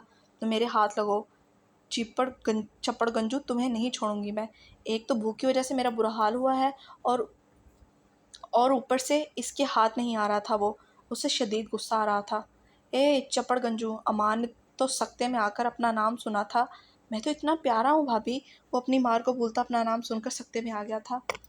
तुम्हारी तो मैं। माला फिर से उसके पीछे दौड़ी थी, लेकिन फिर भी अमान उसके हाथ नहीं आया था। अब थक हार कर दोनों सोफे पर बैठ गए थे। अमान उसके सामने सोफे पर बैठा था, लेकिन अब माला में हिम्मत नहीं थी कि वो अमान को उठकर मार सके। माला भाभी, आपने नाइंसाफ़ी की है मेरे साथ। माला ने अपनी आंखें छोटी करके अमान को देखा। कौन सी नाइंसाफ़ी? मैंने आपकी मैकरोनी क्या खा ली, आपने भगा भगा कर वो भी हजम करवा दी। अब मेरे पेट से आवाज़ें आ रही हैं, कुछ खाने को दो। अमान अपने पेट पर हाथ फेरते हुए कहने लगा। माला तो आंखें खोली उसकी बातें सुन रही थी। 10 मिनट पहले तो उसकी मैकरोनी भरी प्लेट खा चुका था वो। आपको तो अभी भी भूख लगी हुई होगी ना? वो संजीदा लहजे में पूछने लगा तो माला ने झट से सर हाँ में हिलाया। अमान ने कॉल करके 2 लार्ज पिज़्ज़े ऑर्डर कर दिए। थोड़ी ही देर में पूरे लॉन्च में अंधेरा था। सामने टीवी पर हॉरर मूवी लगी थी और दोनों एक ही सोफे पर आलती-पालती मारे पिज़्ज़ा खाने में मसरूफ़ थे। वो दोनों इतने मसरूफ़ थे कि मूवी देखने में कि दोनों को ही ज़ाओ यार के आने का पता नहीं चला था। ज़ाओ यार दोनों को एक साथ पिज़्ज़ा खाते देख इन्हें आंखें खोले देखने लगा। भाभी और देवर आज साथ में थे। कोई ना कोई कांड तो ज़रूर किया होगा। क्या हो रहा है यहाँ? वो ज़रा गुस्से से बोला तो दोनों की ही एक साथ चीख निकली थी। भाभी, अमान। दोनों ने एक दूसरे का नाम लिया था। बकवास बंद करो दोनों अपनी। ज़ाओ यार ने लाउंज की लाइट्स ऑन की। एक दफ़ा लाउंज की हालत देखकर चकरा गया। हर तरफ कुशन बिखरे हुए थे, कुर्सियाँ उल्टी हुई थी और दोनों मज़े से सामने रखे लार्ज पिज़्ज़ा तकरीबन ख़त्म कर चुके थे। सावित तुम। माला ने घबरा कर ज़ाओ यार को देखा। ये क्या गंद डाला हुआ है तुम दोनों ने? तुम लोगों ने उठो जल्दी से सारा लाउंज साफ़ करो। मुझे यहाँ थोड़ा सा भी गंद नजर ना आए, वरना तुम दोनों की खैर नहीं। माला और अमान ने एक दूसरे को देखा, फिर ज़ाओ यार को देखा जो उनको हुक्म देता कमरे में चला गया था। और लाउंज में फिर से एक दफ़ा माला और अमान की लड़ाई शुरू हो चुकी थी कि तुम्हारी वजह से ये सब हुआ और तुम्हारी वजह से ये सब हुआ है। अब दोनों लड़ते लड़ते काम भी कर रहे थे और लड़ते फिर रहे थे। दोनों ने सफाई भी कर दी थी। अब सोफे पर बैठकर दोनों ही एक दूसरे को देख रहे थे और दोनों के कह कहे लाउंज में गूंज रहे थे। वैसे माला भाभी, आप इतनी भी बुरी नहीं है जितनी मैंने सोचा था, और तुम भी इतने बुरे नहीं हो जितने मैंने सोचा था। चलो आज से हम फ्रेंड्स। ओके। दोनों ने एक दूसरे से हाथ मिलाते हुए, जिसे देखता ज़ाओ यार को अमान से दिल के एक कोने में जलसी महसूस हुई। माला उठकर ऊपर कमरे में आओ। ज़ाओ यार के लहजे में दबा दबा गुस्सा था। चाहिए भाभी जी, आपके शौहर का बुलावा आ गया है। उफ। माला उसे थप्पड़ मारते उठकर कमरे में चली गई। कमरे में कदम रखते ही ज़ाओ यार जो दरवाजे पर ही माला का इंतज़ार कर रहा था, माला के आते ही ज़ाओ यार ने उसे खींचकर अपने हिसार में लिया। माला घबरा गई थी। क्या कर रही थी नीचे? ज़ाओ यार माला के बालों की लट को उसके कान के पीछे करते बोला। कुछ नहीं, कुछ नहीं, मैंने क्या किया करना था? पिज़्ज़ा खाकर तुम्हारे हुक्म पर सफाई की, वो मुँह बनाते हुए बोली। अच्छा, फिर कब बनाने का इरादा है मुझे? ज़ाओ यार उसकी गर्दन सहलाते हुए बोला। वो मैं कैसे मनाऊँ? तुम तो मान ही गए हो ना? वो अटकती हुई बोली। नहीं, तुम्हें किसने कहा मैं मान गया हूँ?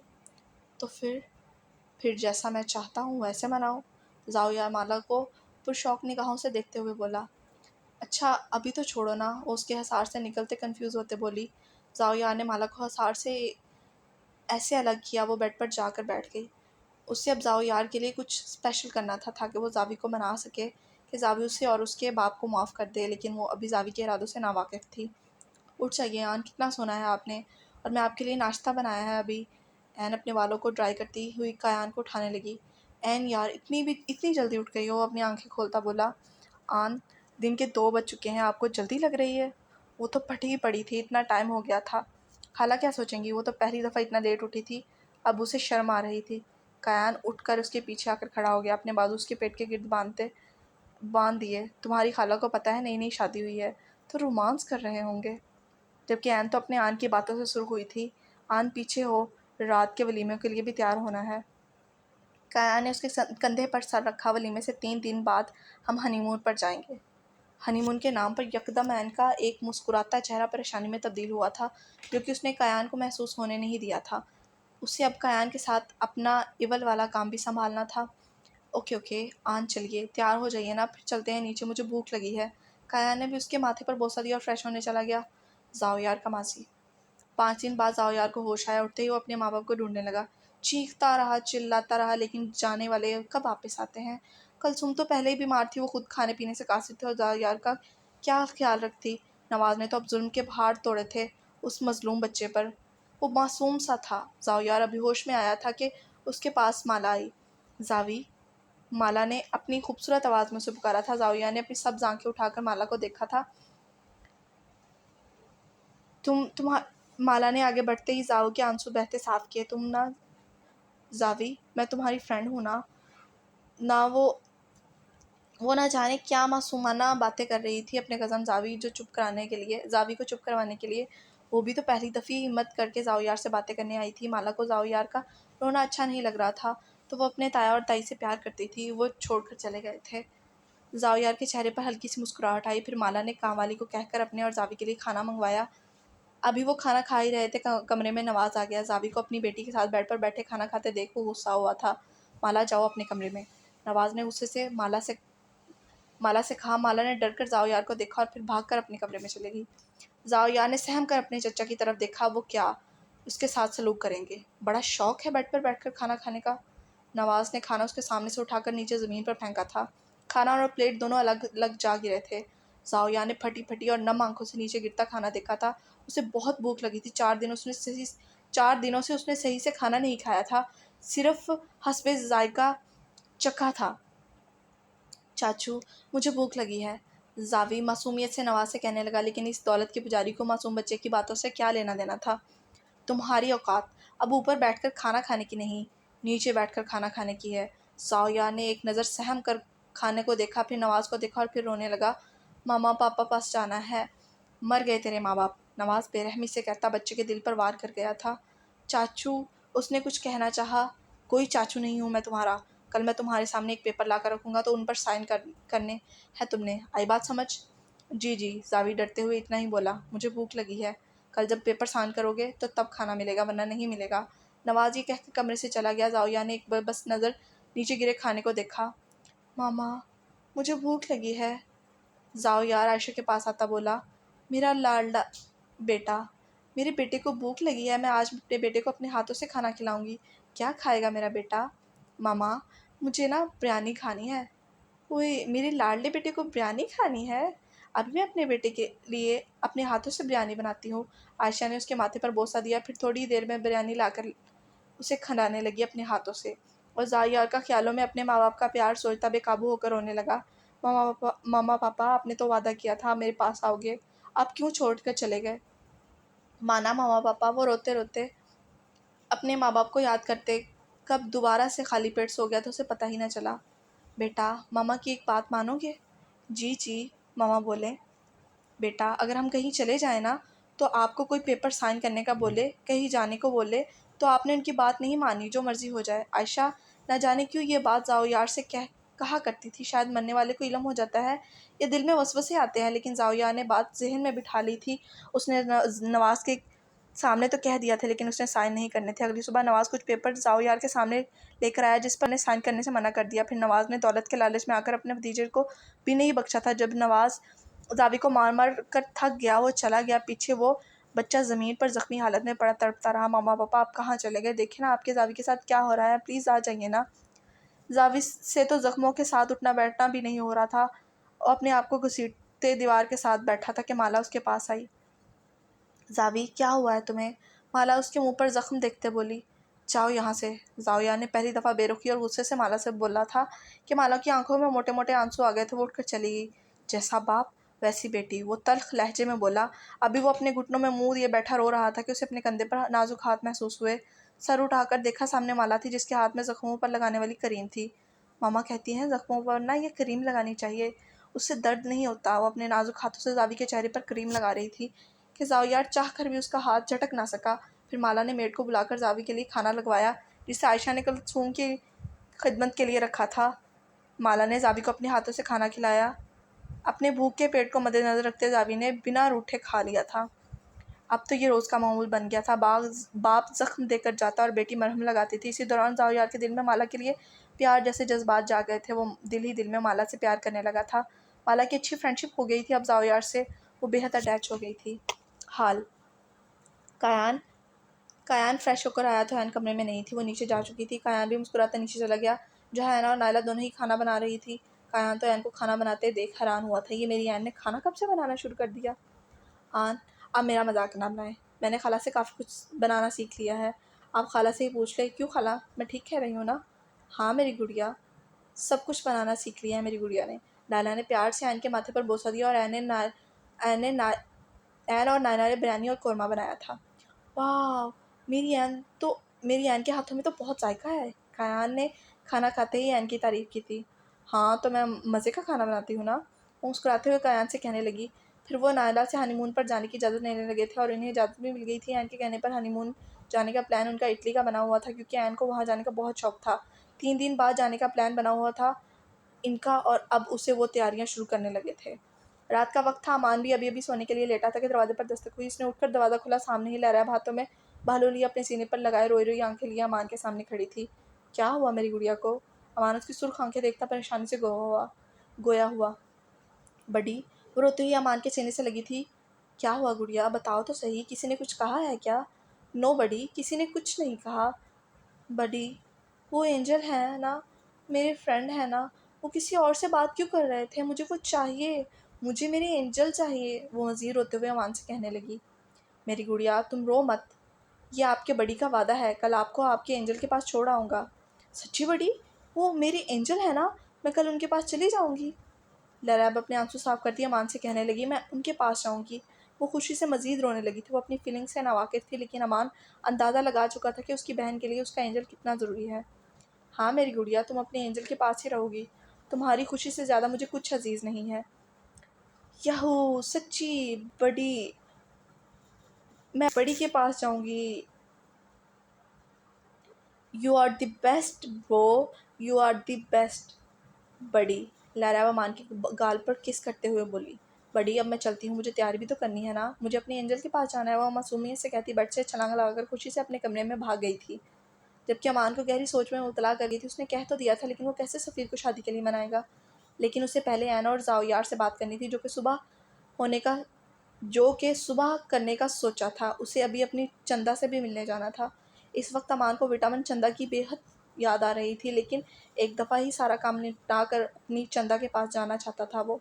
अमान ने अगली सुबह उठते ही साथ ही ज़ाओयार और ऐन को कॉल करके लरैब और सफ़ीर के बारे में बात की थी, और जब कल लरैब उसके कमरे में रोते हुए आई थी, वो सारी बात भी सुना डाली थी। ऐन को भी शादी वाला दिन याद था कि कैसे वो अपने एंजल के लिए पोजेसिव हो रही थी। ऐन भी खुश थी कि चलो लरैब का निकाह भी हो जाएगा, चाहे जैसे मर्जी सही, लेकिन वो महफूज तो रहेगी ना, और सफ़ीर शाह की इज़्ज़त बनेगी। फिर वो खुद ही ठीक हो जाएगी। अस्सलाम वालेकुम। अमान कैसे हैं आप? सफ़ीर अमान को हॉस्पिटल में देखकर हैरान हुआ था कि अब उसे क्या करने आया है वो यहाँ, लेकिन लहरैब का सोचते वो खामोश हो गया। वालेकुम अस्सलाम। सफ़ीर कैसे हो तुम? मैं ठीक हूँ। सफ़ीर मुस्कुराता अपनी चेयर पर बैठा। क्या लेंगे आप अमान? सफ़ीर ने मुस्कुराते हुए रस्मन पूछा। तुम्हें? अमान ने बेझिझक होकर कह दिया। क्या मतलब? सफ़ीर ना समझी से अमान को देखने लगा। सफ़ीर, मैं सीधी सीधी बात करूँगा, बात घुमाने का मैं आदी नहीं हूँ। तुम्हें पता है मेरी बहन लहरैब तुम्हें अपना एंजल मानती है। सफ़ीर बस इतना ही कह सका। अब वो हमेशा हमेशा के लिए अपने एंजल के पास जाना चाहती है। तुम्हें तुम्हारे पास आना चाहती है, वो तुम्हें लाइक करती है। क्या मतलब अमान? खुलकर बात करें आप। सफ़ीर तजस्सुस से गोया हुआ। आखिर ऐसी भी क्या बात थी जो अमान उससे करने आया था? तुम्हें मेरी बहन से निकाह करना होगा। जबकि सफ़ीर तो कुछ लम्हे बोल ही नहीं सका। ये आप क्या कह रहे हैं अमान? दिमाग तो ठीक है ना आपका? वो मेरी पेशेंट है, वो भी पागल। मैं ऐसे कैसे शादी कर सकता हूँ उससे? देखो सफ़ीर, अमान सफ़ीर के पागल होने पर गुस्से पे काबू पाता हुआ बोला। नहीं अमान, आई एम सॉरी, लेकिन पहले आप अपनी बहन का इलाज करवाइए, फिर उसकी शादी कराइएगा। मैं कोई बलि का बकरा नहीं हूँ कि जिसके साथ आप किसी को भी बांध देंगे। सफ़ीर भी गुस्से से अमान की बात काटता हुआ बोला, मैं कोई बलि का बकरा नहीं हूँ। अमान ने अपनी जेब से पिस्टल निकाली। उसे पता था सफ़ीर प्यार की ज़ुबान नहीं समझेगा। उसे अब अपने तरीके से समझाना था। उसे पता था कि उसका साला वैसे नहीं मानेगा। सफ़ीर गन देखता एक जगह जम गया था। वो एक नज़र टेबल पर पिस्टल को और एक नज़र अमान को देख रहा था। ऐसी बात नहीं थी कि वो पिस्टल से डरता था, लेकिन वो इन सब चीज़ों का आदी नहीं था। खून खराबे से उसे नफ़रत थी। अपने दोनों हाथों को गन पर रखते सफ़ीर की जानिब झुका। मैं अपनी बहन की खुशियों के लिए कुछ भी कर सकता हूँ। तुम्हें मेरी बहन से निकाह करना होगा, और तुम करोगे। इनकार की कोई गुंजाइश भी नहीं रहती। सफ़ीर ने लब मीचकर अपना गुस्सा ज़ब्त किया। यहाँ तुम्हारे बाप का राज नहीं है अमान मलिक। सफ़ीर दबा दबा चीखा था कि मैं तुम्हारी बहन से निकाह कर लूँ। सफ़ीर भी अब आपसे तुम पर आ गया था। वो कैसे बर्दाश्त करता कि अभी तो उसका अपना कैरियर पड़ा था, अभी उसने शादी के बारे में सोचा भी नहीं था। वो एक पागल एक बच्ची से शादी बिल्कुल भी नहीं। अमान अपनी गन उठाई और सफ़ीर पर तान दी। सफ़ीर गन को देखकर एक पल को डर गया था, लेकिन वो खुद को जल्दी संभाल गया था। सफ़ीर शाह, मेरी बहन तुम्हें पसंद करती है और तुम्हारा निकाह तो लरैब से ही होगा, वरना ये सारी गन की गोलियां तुम्हारे सीने में उतारने में मुझे एक पल नहीं लगेगा। अमान अपने हाथों में गन घुमाते सफ़ीर से कहने लगा, तुम्हारी बहन के साथ हमदर्दी मुझे महंगी पड़ गई। अगर मैं ये बात जानता तो तुम्हें कभी तुम्हारी बहन की तरफ देखता भी नहीं। सफ़ीर का ज़ब्त भी जवाब दे गया था। वो गर था। मैं भी देखता हूँ कैसे करवाते हो तुम मेरा निकाह अपनी बहन से। सफ़ीर उसके गन वाला हाथ पीछे करता बोला, तैयार रहना फिर रात को सफ़ीर शाह, दोबारा से मुलाकात होती है। तो मैं चाहता हूँ कि आराम से ही काम निबट जाए, लेकिन तुम्हारा गर्म खून है, जवानी अंगड़ाई मार रही है। कह रहा हूँ मैं तुम्हें, आजा मान, एक दूसरे को ज़िवा करें, लेकिन इतनी जल्दी नहीं। अभी तो मेरी बहन ने खुशियाँ देखनी हैं, बहुत सारी। कसम खुदा की अगर मेरी बहन की ज़िंदगी को सवाल ना होता मैं कभी तुम्हारे पास ना आता। इसीलिए आराम से सोचो और मुझे जवाब देना। अमान सफ़ीर का कंधा थपथपाने लगा कि सफ़ीर की आवाज़ से रुका। मेरा जवाब ना है और ना ही रहेगा। पहले अपनी बहन को किसी पागल खाने में दाखिल करवाओ। अमान को उसकी बात सुनकर गुस्सा आया, बहुत आया, लेकिन वो अगले अमल का सोच कर चला गया। और सफ़ीर को पता होता कि वो किन लोगों में फंस गया तो कभी भी लड़ाई के साथ हमदर्दी ना करता, ना ही अमान के साथ लहजे में बात करता। अमान गुस्से में सीधा घर आया था और समझा था सफ़ीर मान जाएगा, लेकिन फिर वो अपनी चंदा के पास भी जाएगा। लेकिन सफ़ीर का इनकार अमान को गुस्सा दिला गया था। वो ये गुस्सा चंदा पर नहीं निकालना चाहता, इसलिए वो घर वापस आ गया था। क्या हुआ अमान, गुस्से में क्यों हो? ज़ायार और माला लाउंज में आते ही अमान को देखकर कहने लगे, जिसका चेहरा गुस्से से सुर्ख हो रहा था, जाओ यार, वो 2 टके का डॉक्टर कहता है अपनी बहन को पागल खाने में दाखिल करवाओ। इसकी इतनी हिम्मत, वो मेरी गुड़िया के बारे में ऐसा कह रहा है। नक्शा बिगाड़ कर रख दूंगा इस डॉक्टर का, लेकिन इतनी जल्दी अपनी बहन को बेवा नहीं होने दूंगा। तो क्या वो नहीं माना निकाह के लिए? जाओ यार, वो माने या ना माने, उसका निकाह तो आज रात लरैब से होकर रहेगा। माला भाभी, आपकी जिम्मेदारी है लरैब को तैयार करना, और जाओ यार तुम भी तैयार रहना, आज चलेंगे लरैब का निकाह करवाने। लेकिन अमान, वो लड़का ही राज़ी नहीं है। माला ने अमान के सुर्ख पड़ते चेहरे को देखते हुए कहा। उसे भी पता था लरैब अपने एंजल से कितनी मोहब्बत करती है। अक्सर लरैब जब भी माला के पास बैठती, बातें करने के लिए अपने एंजल की एक एक बात उसे बताती, जिसे सुनते फ़कत माला मुस्कुरा देती। भाभी, वो आप मुझ पर छोड़ दें, लेकिन जो चीज़ मेरी बहन को पसंद आ जाए और मैं उसे ना दूँ, ये हो ही नहीं सकता। ये कहता वो अपने कमरे में चला गया। पीछे माला परेशानी से ज़ायार को देखने लगी, जैसे कह रही हो ये क्या हो रहा है, बंदा ही राज़ी नहीं तो क्या मौलवी से निकाह पढ़वाओगे? जाओ यार का माजी 5 साल बाद। 5 सालों में जाओ यार अपने चचा से मार खाकर बेहिस बनता जा रहा था। एक दिन नवाज ने गुस्से में आकर जाओ यार को इतना मारा कि जाओ यार ने रोते रोते इन पेपर्स पर साइन कर दिए थे कि इसके बाद जाओ यार की जगह इस घर में नौकरों जैसी हो गई थी। उसे बस एक लड़की से लगाव था, और वो थी उसकी माला, नीली आंखों वाली उसका भालू। इन 5 सालों में माला ने जाओ यार का हर कदम पर साथ दिया था, और जाओ यार ने माला का। कल सुन के 1 साल पहले ही कैंसर जैसी बीमारी से लड़ते लड़ते खाल की हकीकी से जा मिली थी। माला अपनी माँ की दूरी पर बहुत ज़्यादा रोई थी, लेकिन जैसे माला ने जाओ यार को संभाला था, वैसे ही जाओ यार ने अपनी माला को संभाला था। जाओ यार चुपचाप रहकर नवाज के कहने पर काम कर देता और सारा दिन कमरे में रहता। माला तो 18 की होकर बेहद खूबसूरत हो गई थी, और जाओ यार भी 23 का होकर एक खूबरू नौजवान बन गया था। कोई भी उसे देखता तो दीवाना हो जाता। माला, क्या तुम हमेशा मेरे साथ रहोगी ना? जाओ यार और माला आपस में बैठकर बातें कर रहे थे जब जाओ यार ने माला को कहा, जावी, मैं हमेशा तुम्हारे साथ रहूंगी। माला ने जावी का हाथ पकड़ते हुए कहा, ये देखो, आज तुम्हारी बर्थडे है ना, मैं अपने भालू के लिए एक भालू लेकर आया हूँ। जाओ यार ने उसके सामने एक खूबसूरत टेडी बेयर लाकर बोला, हाय जावी, ये कितना प्यारा है ना। माला उसके हाथों से टेडी बेयर लेते हुए बोली, जावी, तुम्हारे पास पैसे कहाँ से आए लेने के लिए? माला कुछ सोचते पूछने लगी, भालू, तुम रहने दो, बस जमा किए थे। वैसे जावी, तुम मुझे भालू क्यों कहते हो? क्योंकि तुम मेरी नीली आंखों वाला और मासूम सा भालू हो। मैं तुम्हें ऐसे ही प्यार करूंगा हमेशा। वो बैठते बातें कर रहे थे कि नवाज की गाड़ी का हार सुनाई देने लगा। माला का रंग एकदम जर्द पड़ गया, क्योंकि नवाज जब भी माला को जाओ यार के पास देखता उस पर बहुत गुस्सा करता था। उफ, पापा आ गए हैं। माला जल्दी से जाओ यार से दूर होती उठकर अपने कमरे में भाग गई थी, क्योंकि नवाज माला को जाओ यार के करीब नहीं जाने देता था। माला कमरे से बाहर आई तो अपने बाप के साथ किसी लड़की को देखकर हैरान हुई, जो सुर्ख कलर के फुट मैक्सी में इसके बाप के साथ हाथों में हाथ डाले आ रही थी। पापा, ये कौन है? माला नवाज के साथ खड़ी खूबसूरत लड़की को देखते हुए बोली। माला, ये आज से तुम्हारी माँ है। नवाज ने माला के सर पर धमाका किया था। नहीं पापा, ये मेरी माँ नहीं हो सकती। आपने उनसे शादी कर ली। वो सदमे से बोली। हाँ तो क्या मैं शादी नहीं कर सकता?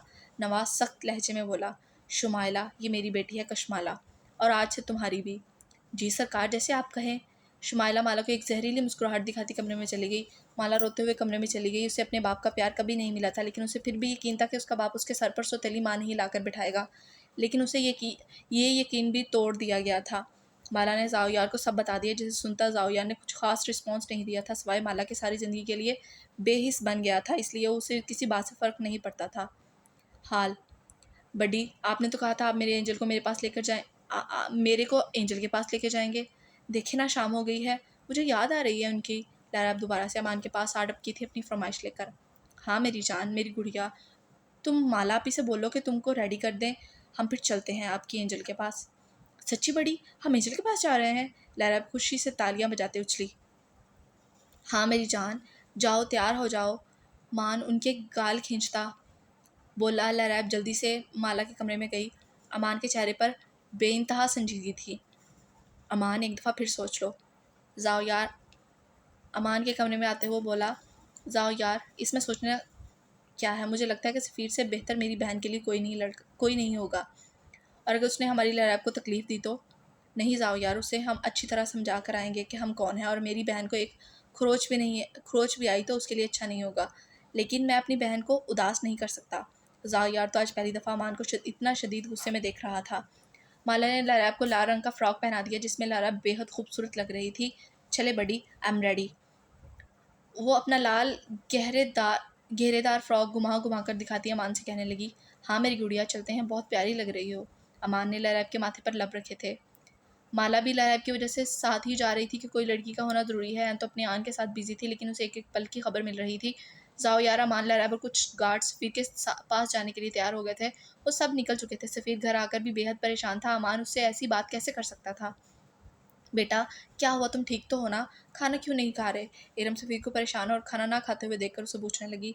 कुछ नहीं अम्मी, मैं ठीक हूँ, वैसे ही दिल नहीं कर रहा। अभी कुछ और कहता कि घर में कुछ गार्ड्स दाखिल हुए, जिनके हाथों में गन्स थी, जिसे देखते इरम और सफ़ीर तो हक्का बक्का रह गए कि ये कौन लोग हैं, इनके घर में दाखिल कैसे हो गए। वो समझते कि उनके घर में चोर घुस आए हैं।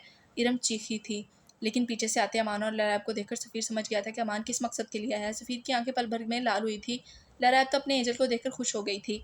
एंजल! लरैब भागकर सफ़ीर के गले लग गई थी। Angel, miss you so much. मैं बन कर आई हूँ लरैब। लरैब, मैंने आपको बहुत मिस किया। देखिए, सफ़ीर के सीने से अलग होते अपना फ्रॉक घुमा घुमा कर सफ़ीर को दिखाने लगी। इरम ने कम उम्र मासूम लड़की को देखा और परेशान सी हुई थी। जिस तरह से लरैब उनके बेटे के सीने से लगी हुई थी, और जैसे वो बच्चों की तरह बातें कर रही थी, इरम सही अल्फाजों में परेशान हुई थी। बेटा, ये कौन लोग हैं? इरम ने परेशानी से सफ़ीर को देखकर पूछा, लेकिन इरम तो सफ़ीर का चेहरा देखकर मज़ीद परेशान हुई थी। न जाने ये कौन लोग थे और क्या चाहते थे। अस्सलामुअलैकुम आंटी। अमान आगे होते हुए इरम को सलाम करने लगा। वो वालेकुम अस्सलाम। इरम ने एक नज़र पीछे गार्ड्स और सब लोगों पर डाली। आंटी, हमें आपसे कुछ बात करनी है। अमान आराम से इरम से बात करने लगा। यही एक रास्ता था उसके पास अपनी बहन के घर बसाने का, लेकिन हमें आप लोगों से कोई बात नहीं करनी। सफ़ीर गुस्से से बोला। सफ़ीर, हम तुमसे नहीं आंटी से बात कर रहे हैं। आओ ज़रा तहम्मुल से आकर बैठकर बात करते हैं। अमान ने सफ़ीर का बाजू पकड़ना चाहा, लेकिन सफ़ीर ने झटके से अपने बाजू छुड़वा लिया, जिससे अमान मुस्कुराता दोबारा से इरम की तरफ मुतवज्जा हुआ। एंजल, लारैब सफ़ीर को दोबारा पुकारती या कोई और हरकत करती, अमान ने लारैब का हाथ पकड़कर, गुड़िया मेरे साथ बैठो, अभी फ़िलहाल आपके एंजल से बात करते हैं। अमान ने लारैब का हाथ पकड़कर अपने पास बिठा लिया। लारैब का बस चलता तो वो जल्दी से अपने एंजल के गले लग जाती, लेकिन उसके बड़ी ने कहा था अभी नहीं जाना, तो वो मुँह बनाकर बैठ जाती है। माला और ज़ाओयार तो चुप करके आराम से बैठ गए थे। उन्हें पता था अमान सबको संभाल लेगा। अगर ना भी संभालता तो ज़ाओयार ना संभालने के लिए, है ना? बेटा, कौन हो आप लोग? इरम ने आराम से पूछा। देखिए आंटी, मैं बात को गोल गोल घुमाने वाला लड़का नहीं हूँ। मैं आपसे सीधी तरह बात करता हूँ, जिस मकसद के लिए हम यहाँ आए हैं। आंटी, ये मेरी बहन है। ये लरैब, ये आपके बेटे सफ़ीर को पसंद करती है। मेरी बहन का इलाज सफ़ीर कर रहा था, और वो काफ़ी दिन सफ़ीर के पास हॉस्पिटल भी रह चुकी है। और अब मेरी बहन आपके बेटे यानी अपने एंजल को पसंद करती है। उसे बस अपना एंजल चाहिए। मैं आपके बेटे से निकाह की बात करने गया था हॉस्पिटल, लेकिन साले साहिब ज़रा गुस्से में आ गए थे। वो ये निकाह नहीं करेंगे। मैं अपनी बहन को वैसे भी नहीं छोड़ सकता था सफ़ीर के पास, लेकिन वो ये बात है कि मेरी गुड़िया बहुत मासूम है, वो हर बार खुशी से अपने एंजल के गले लग जाती है। मैं नहीं चाहता मेरी बहन नामहरम के गले लगे, इसलिए मैं चाहता हूँ सफ़ीर मेरी बहन से निकाह करे और मेरी बहन हमेशा के लिए अपने एंजल के पास रहे। अमान बहुत ही नरम और तहम्मुल भरे लहजे में गोया हुआ। इरम ने एक नज़र अमान के साथ बैठी लड़की पर डाली जिसकी नज़रें बस अपने एंजल पर थी। तो अब मेरी बहन को उसका एंजल चाहिए। मैं कोई खिलौना नहीं हूँ जो तुम्हारी बहन को चाहिए और तुम इसे ला दोगे। सफ़ीर भी गुस्से से धाड़ा था। लैरैब तो अपने एंजल को ऐसे बात करता देख सहम कर माला के साथ चिपकी थी। आवाज़ नीचे सारे साहेब, मैं अपनी बहन से बेहद प्यार करता हूँ और उसके लिए कुछ भी करने को तैयार हूँ। जो चीज़ उसे पसंद आए उसे ला कर देता हूँ, लेकिन मैं कोई चीज़ नहीं हूँ। हिबा भी अपने भाई को ऐसे बात करते देख डर कर इरम के साथ जा लगी थी। अमान, या इरम से बात करो, या उज़ार ने अमान को आराम से बात करने का कहा था। अमान यार आराम से बात करो, जाओ यार ने अमान को आराम से बात करने कहा था। अमान ने अपनी गन निकालते सामने रखे टेबल पर रखी, जिसे देखते ही हिबा और इरम की चीख निकली थी। इनके लिए ये सब नया था, जबकि माला और लैरैब तो इन सब के आदी थे, इसलिए उनमें किसी किस्म का खौफ नहीं था। मैं डरता नहीं हूँ इस खिलौने से, सफ़ीर बिना डरे बोला था। चलो इस खिलौने से तो नहीं, लेकिन अमान ने एक नज़र पीछे अपनी माँ के साथ चिपकी हिबा पर डाली। अपनी बहन को खोने से तो डरोगे ना? वैसे तुम्हारी बहन बहुत मासूम है। स्कूल जाते वक्त उसे कुछ हो जाए या वो वापस ना आए, इससे पहले कि अमान कुछ और कहता सफ़ीर उस पर झपट पड़ा था। इरम ने अमान की बात सुनते हिबा को मजीद अपने अंदर छुपाया था। कमीने, मैं तुम्हें जान से मार दूंगा, मेरी बहन के बारे में ऐसी कोई बात की तुमने तो। चिल्लाओ मत सफ़ीर शाह, मैं भी अपनी बहन से ऐसे ही प्यार करता हूँ जितना तुम अपनी बहन से करते हो। अगर मुझे पता होता कि तुम लोग कैसे हो, मैं कभी भी तुम्हारी बहन की जिम्मेदारी ना लेता। मुझे क्या पता था ये मेरी हमदर्दी मेरे ही गले पड़ जाएगी। सफ़ीर अपनी लाल आंखों से लैरैब को देखते नफरत से बोला, लेकिन अब तो गले पड़ गई है ना? अमान ने नॉर्मल अंदाज में कहा। लेकिन मैं इस पागल से निकाह नहीं करूँगा, सफ़ीर का ज़ब्त अब जवाब दे गया था। निकाह तो तुम्हें करना पड़ेगा, वो भी अभी के अभी। अमान ने एक गार्ड को इशारा किया, उसके इशारे से एक गार्ड जाता इरम और हिबा पर गन तान गया। मामा ये क्या हो रहा है? हिबा ने डरते हुए इरम से पूछा। पता नहीं बेटा, मुझे तो कुछ समझ नहीं आ रहा। मामा जी, ये तो वही आपी है ना जिनके बारे में मैंने आपको बताया था? एंजल, लैरैब सफ़ीर के पास जाती खड़ी हुई। क्या आप मुझे पसंद नहीं करते? मैं तो आपकी फ्रेंड हूँ ना। मुझे तो आप इतना सारा पसंद हो। वो अपने हाथों को ज़्यादा सारा खोलते हुए सफ़ीर को बताने लगी। मैंने ही बड़ी को कहा था कि मुझे आपके पास रहना है, वो मासूम आंखें टपटपाते सफ़ीर से कहने लगी। सफ़ीर ने लब मीच कर इस पागल लड़की को देखा था। मौलवी साहब को हम साथ लेकर आए हैं। एक गार्ड अमान के इशारे से मौलवी को अंदर ले आया। अभी वो बात कर ही रहे थे कि मेन एंट्रेंस से मौलवी साहब अंदर आए दिखाई दिए। अमान ने एक नज़र मौलवी पर डाली, फिर दोबारा सुर्ख लहजे लिया सफ़ीर को देखा। चलो सफ़ीर, अमान सर्द निगाह से सफ़ीर को देखते गोया हुआ। निकाह को मजाक समझा हुआ है क्या तुमने? जब मैंने एक बार कहा नहीं करना तुम्हारी मेंटल बहन से, तो नहीं करना। तुम होते कौन हो मेरे घर में घुसकर मुझे पर हुक्म चलाने वाले? सफ़ीर भड़क ही उठा था। सफ़ीर, मैं सच कह रहा हूँ, अब तुमने मना किया ना, तो यहाँ ना तो तुम्हारी बहन रहेगी और ना ही तुम्हारी माँ। अमान सुर्ख होती निगाह अंगारा आंखों से गोया हुआ। बकवास बंद करो अपनी, और 2 मिनट में अपनी इस पागल बहन को लेकर यहाँ से दफ़ा हो जाओ। सफ़ीर दहाड़ा था, जबकि मौलवी साहब समझने की कोशिश कर रहे थे आखिर होने क्या जा रहा है। सफ़ीर की बात सुनने की देर थी कि अमान आगे बढ़ा और एक झटके से हिबा की कलाई खींचकर उसे अपने करीब कर गया। अमान के यूं करने पर जहाँ सफ़ीर की अम्मी की चीखें निकली थी, वहीं हिबा भी रोते हुए अमान की मजबूत गिरफ्त में से अपनी कलाई छुड़वाने की कोशिश करने लगी। छोड़े मुझे, हाथ छोड़ो भाई। हिबा अमान की गिरफ्त में तड़पते हुए गोया हुई। गालियाँ, गालियाँ नहीं, सॉरी, मैं गालियाँ नहीं दे सकती। छोड़ो मेरी बहन को। सफ़ीर शदीद तपश में आता यकदम अमान की जानब लपकते गोया हुआ। खबरदार जो एक कदम भी आगे बढ़ाया। अमान ने तनबीह करते हुए हिबा की पेशानी पर गन रखी थी। हिबा दक से रह गई थी। सफ़ीर, सामने जाकर बैठो, वरना तुम्हारी बहन को मौत के घाट उतारने में मैं ज़रा देर नहीं लगाऊंगा। अमान सर्द लहजे में गोया हुआ। सफ़ीर, जो सुर्ख आंखों से उसे देख रहा था, थोड़े फासले पर सफ़ेद चेहरा लिए खड़ी लैरैब को देखते बड़ी तमस्खुर ज़दा सी मुस्कुराहट उसके लबों पर फैली। अच्छा, चलो चलाओ गोली, पर पहले ये तो देख लो कि तुम्हारी अपनी बहन ही कहीं खौफ की वजह से इस दुनिया फ़ानी से कूच ना कर जाए। सफ़ीर ने अच्छा को खींचकर लंबा किया और फिर तनफ़ुर ज़्यादा लहजे में लैरैब की जानिब देखते गोया हुआ। उसके बोलने पर ससकी नज़रों से अब लैरैब पर गई, जो जर्द चेहरा लिए खड़ी काँप रही थी। बेसाख्ता ही अमान की गिरफ्त हिबा की कलाई पर नरम पड़ी। सफ़ीर तमस्खुर से मुस्कुराया। अगले ही पल अमान ने चमकती आंखों समेत हिबा को अपने करीब खींचा। जान से नहीं मार सकता, पर जीते जी जिंदा लाश तो बना सकता हूँ ना। अमान की आंखों में गहरी चमक थी। सफ़ीर का रंग उड़ गया। अमान का मतलब वो समझ चुका था। अगर तुमने निकाह से इनकार किया तो तुम्हारी बहन की इज्जत। इससे आगे अमान मलिक कुछ नहीं कह सकता था। वो अभी बहन की मोहब्बत में वो बहुत बड़ी और गलीज़ अल्फाज अदा कर चुका था। उसे अपने आप से ही घिन महसूस होने लगी थी, लेकिन अपनी बहन के लिए उसे ये अल्फाज अदा करने थे। मैं निकाह के लिए तैयार हूँ।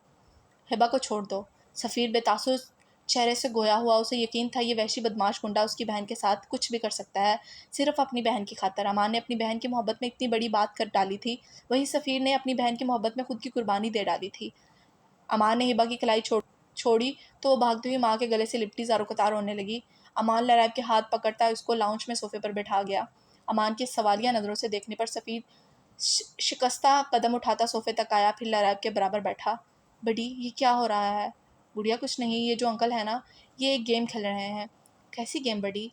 वो एक्साइटेड होकर बोली। तुम्हें अपने एंजल के पास रहना है ना? यस, मुझे मेरे एंजल के पास रहना है। वो एंजल भी गेम खेल रहे हैं? लरैब सफ़ीर को देखते क्लैपिंग करते हुए बोली। तो वो अंकल जो आपसे कुछ पूछेंगे ना, तो आपने बस इस अंकल को कबूल है कहना है, ओके? बड़ी, कबूल है क्या होता है? लरैब मासूमियत से बोली। मेरी जान, ये एक गेम है, कबूल है। इससे आपका एंजल हमेशा के लिए आपका हो जाएगा। अब मैंने जो कहा है वही बोलो, ओके? ओके बड़ी। ओके ओके, बट इसके बाद एंजल मेरे पास रहेंगे ना? किसी और के फ्रेंड तो नहीं होंगे ना? इरम तो अपनी बहू के रूम में इस पागल लड़की को देखकर गश खाने वाली थी। नहीं, वो सिर्फ तुम्हारा फ्रेंड होगा। क्यों सफ़ीर, ठीक कह रहा हूँ ना? सफ़ीर तो गुस्से से इस मिसनी देख रहा था, लेकिन कुछ बोला नहीं। लरैब मलिक वल्द कबीर मलिक, आपका निकाह बाइवस हक महर 5 लाख रुपए सिक्का राजुल वक्त फ़कीर शाह वल्द सफ़ीर शाह वल्द अकबर शाह से किया जाता है। क्या आपको कबूल है? मौलवी साहब के बोलने पर लरैब ने अमान की तरफ देखा।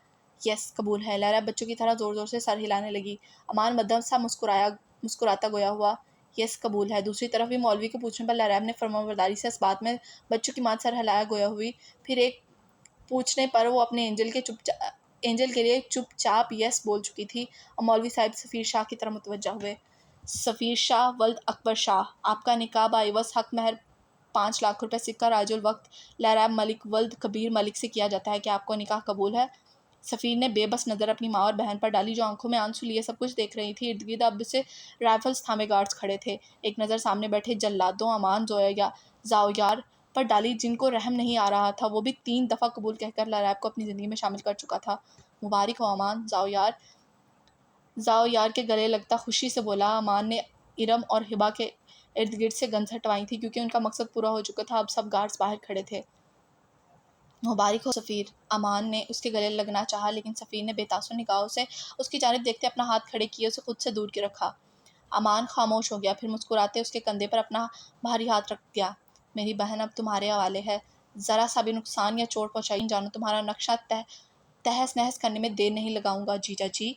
उसके जीजा जी कहने पर सफ़ीर ने सर्द आंखों से अमान की जानिब देखा और बोला कुछ नहीं। अगले ही पल सफ़ीर ने अपनी पूरी कुव्वत से अमान के मुंह पर एक मुक्का झड़ा था। अपने मुंह से निकले खून की नन्ही सी बूंद को हाथों से साफ करते अमान सफ़ीर को देखकर मुस्कुराया। इतना गुस्सा होना तो आपका बनता है जीजा जी। एंजल, आपने मेरे बड़ी को क्यों मारा?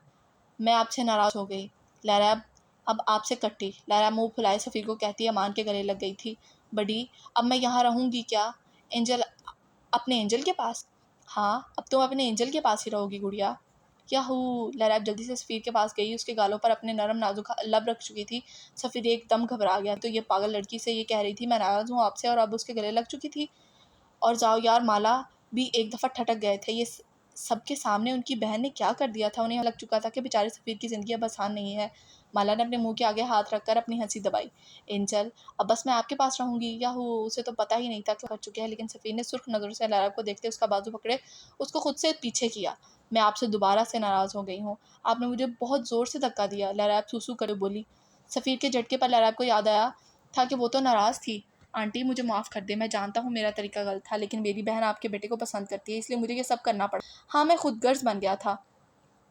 यकीनन अगर भाई अपनी ही बहन के लिए खुदगर्ज़ नहीं बनेंगे तो कौन बनेगा?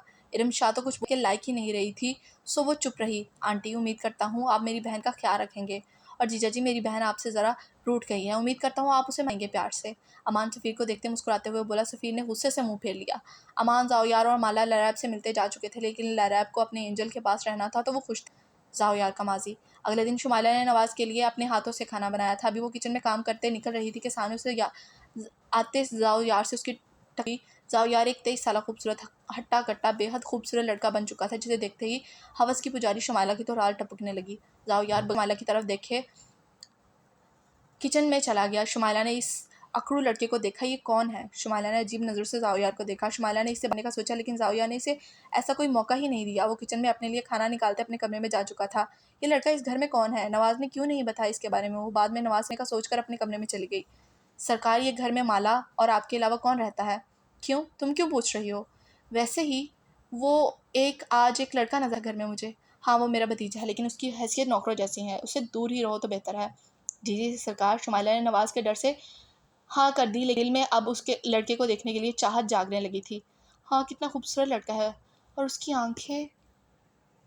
उस दिन के बाद शुमाइला उसे यार हमेशा उसे इग्नोर करता, लेकिन शुमाइला कई दफ़ा ज़ाओयार को देखने के लिए बेताब होती और उससे बात करने की कोशिश करती, लेकिन वो बेहिस बना घूमता रहता। शुमाइला तो ऐसे माला से बातें करते थे, एक जल भुन जाती उसे बातें करते देख जल भुन जाती। वो बस किसी तरीके से लड़के को हासिल करना चाहती थी। जब औरत को मर्दों की लत लग जाए तो वो किसी भी खूबसूरत मर्द को देखकर लाल टपकाने लगती है। शुमाइला का हिसाब था, वो ज़ाओयार को एक दफ़ा गुर्बत को महसूस करना चाहती थी, लेकिन वो इसका अंजाम नहीं जानती थी। भालू, क्या तुम हमेशा मेरे साथ रहोगी ना? ज़ाओयार ने अपनी सबज़ आंखों में मोहब्बत का समंदर बसाए अपने भालू से कहा। जाने वो एक ही दिन में कितनी दफ़ा अपनी माला से ये सवाल पूछता था। हाँ ज़ावी, मैं भी तुम्हें पसंद करती हूँ। माला ने मुस्कुराते अपने हाथ ज़ावी के हाथों में दिया। इन दोनों के हाथ एक दूसरे के हाथों में देखते शुमाइला को आग लग गई थी। तुमको तो मैं अलग करके रहूँगी, देखते जाओ बस। वो अपने दिमाग में कई जहरीला सोचती जा चुकी थी, जिससे सबकी ज़िंदगी बदल जानी थी। शुमाइला हर बार किसी न किसी तरीके से ज़ाओयार को टच करने की कोशिश करती रहती थी। ज़ाओयार को सब महसूस हो रहा था, लेकिन वो बताता भी तो किसी को भी उसकी बात पर यकीन नहीं आना था, इसलिए वो शुमाइला की हरकतों को इग्नोर करता, जिससे शुमाइला को बहुत गुस्सा आता था। वो भी खूबसूरत थी, किसी भी मर्द का दिल उसकी जान मायल हो सकता था, लेकिन वो ज़ाओयार को भी इन मर्दों में शामिल कर रही थी जो कि वो गलत कर रही थी। कुछ दिनों तक वो ज़ाओयार का रवैया बेरुखी बर्दाश्त करती रही, लेकिन आज उसे अपने प्लान को अंजाम तक पहुँचाने का रास्ता नज़र आ रहा था, क्योंकि नवाज़ आज रात किसी काम से बाहर जा रहा था। आज उसे ज़बरदस्ती से ही ज़ाओयार को अपने और उसके जिस्म को हासिल करना था। सरकार, आप कहीं जा रहे हैं? वो नवाज़ की कमीज़ के बटन बंद करते हुए कहने लगी। दिल ही दिल में खुश हो रही थी। हाँ शुमाइला, मैं किसी काम से बाहर जा रहा हूँ, कल रात तक वापस आ जाऊँगा, अपना ख्याल रखना। जी सरकार। नवाज़ ने झुककर शुमाइला के होंठों पर होंठ रखे। शुमाइला तो ख्याल में ज़ाओयार का सोचती नवाज़ का साथ देने लगी। नवाज़ पीछे हुआ था। शुमाइला ने नवाज़ को अपना ख्याल रखने का कहा, जिस पर नवाज़ एक बार बहकता शुमाइला के लबों पर झुका अपनी प्यास बुझाने के बाद चला गया। रात को शुमाइला ने नवाज़ के जाने के बाद दूध में नशे की दवा मिला दी, और जानती थी ज़ाओयार सोने से पहले ज़रूर दूध पीता है, इसलिए नशे की दवा उसमें मिलाती अपने हाथ झाड़ती माला के कमरे में चली गई। माला के रूम में झाँक देखा, जहाँ वो बेड पर लेटी सो चुकी थी। शुमाइला ने एक नज़र उसे देखा और खामोशी से बाहर आकर हाल में बैठ गई। उसे अब बस ज़ाओयार का इंतज़ार था। थोड़ी ही देर बाद उसे ज़ाओयार किचन की तरफ जाता दिखाई दिया। दिल ही दिल में वो खुश हुई थी। ज़ाओयार भी दूध का गिलास लेता बाहर डाइनिंग टेबल पर आकर बैठ गया था। उसे अपना काम करने की खुद आदत थी। शुमाइला किन अँखियों से उसे देख रही थी, लेकिन ज़ाओयार हनहोज़ उसे इग्नोर कर रहा था। ज़ाओयार ने सारा दूध पीकर गिलास उठाकर किचन में रखने के लिए गया था कि उसे चक्कर सा आ गया। हैवी डोज़ की वजह से नशे की गोलियों ने जल्द असर कर दिया था। वो अपना सर पकड़कर अपने कमरे में चला गया। पीछे-पीछे शुमाइला भी मुस्कुराती अपने आप को तैयार करती उसके पीछे चल पड़ी थी। आज तो आएगा मज़ा। देखती हूँ कैसे मुँह मोड़ते हो मुझसे।